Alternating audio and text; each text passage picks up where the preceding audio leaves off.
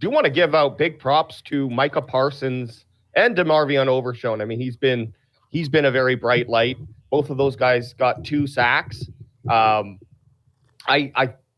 missed one of Micah Parsons, but he ended up with 2. So, welcome back to the team, Micah. And the best part about it is the video proof that you were in fact there in the room for both sacks cheering.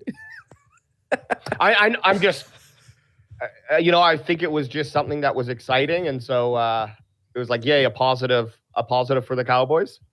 But I remember us discussing on after it happened, being like, oh, Micah has 2 sacks, so. No, I agree. There was a point where we knew that he got the one, and then we're like, oh, we were talking about who has the sacks, and then someone brought it up. He had the sack fumble. I know. So on that one, that's where we started to discuss, like, oh, Micah has 2 sacks. Oh, Micah's actually having a good game. We thought it was his first one, and it's crazy. It's crazy to think that, and there are people out there that are still giving a bit of hate on Micah for his podcasts and specifically like even his post game interview comments, but we're a better defense with Micah Parsons out there. Well, they were asking about if Mike McCarthy is going to be the coach next year, and he essentially said that's above his pay grade. He can only worry about the players, what the players are doing. And then he went on and he kind of took a little bit of a pot shot, saying, Micah feels bad for vets like Zack Martin, who we want to be able to hold a trophy up for them this year, and it's probably his last year. It could be his last year. Mike McCarthy can go ahead and get a job somewhere else after this year. And Zack Martin's done more than Mike McCarthy's ever done. Like it was something along the lines of like that. Well, why don't we here? I can get it and send. I have it right send here. it to you. I have it right here. Well, then you should play. Well, then I'll play it. You should just play it instead of. Well, don't get mad there, sweetie. Let me put it up here for you. Can you guys hear this though? Again next year. No. But all coaching aside, Mike can leave and go wherever he wants. But Ad was giving his description of it. I think it's pretty shitty for it. He should have just not said anything. It's fine to be to say, my it's above my pay grade, but then to go and say that Zack Martin's done more than Mike McCarthy's ever done. Mike McCarthy was the head coach of a Super Bowl winning team, so. I just feel like that's kind of a little bit of a lowbrow shot taking, like you said. He knows he's gone. He knows Mike McCarthy's gone.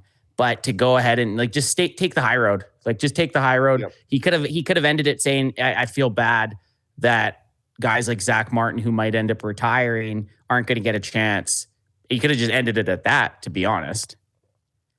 Yeah, right. I think, and I'd have to hear this, but just from the past. I think the problem with Micah is the way that he delivers his thoughts sometimes. It's not necessarily what he's thinking or what he's meaning. So I want to hear what he has to say. And if we can't get it up and running, I can. Everybody else can hear it, but you guys. So I don't know why it's not routing over to you guys to be able to hear it. But let me just play it right here for the sake of it. Put the closed captioning on. I can read it.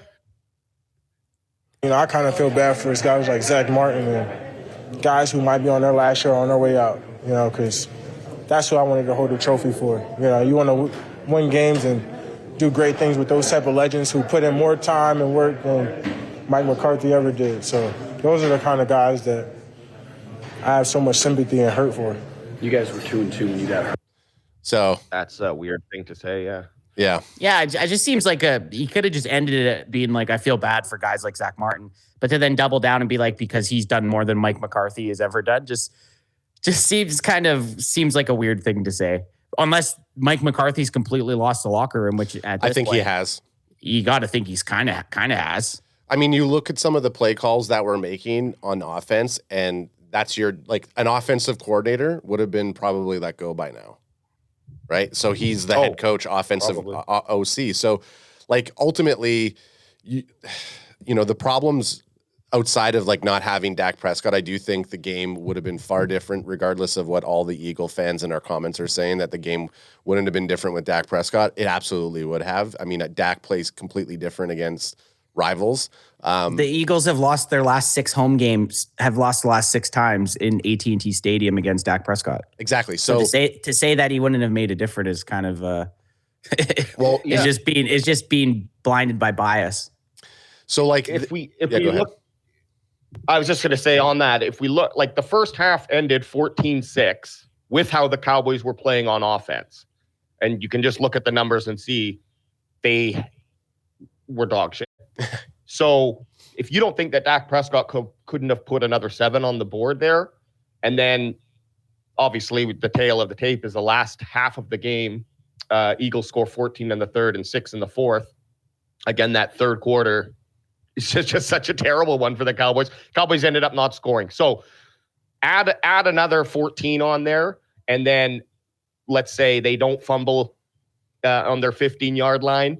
So take away 7. I think the game would have been a lot closer with Dak Prescott. I don't know if we would have won, but certainly, Dak would have put up a way better competitive edge than Rush and Lance combined. So He would have had more than 66 yards passing. Totally. Oh yeah. And hopefully not the 3 turnovers, even though he was having some issue with turnovers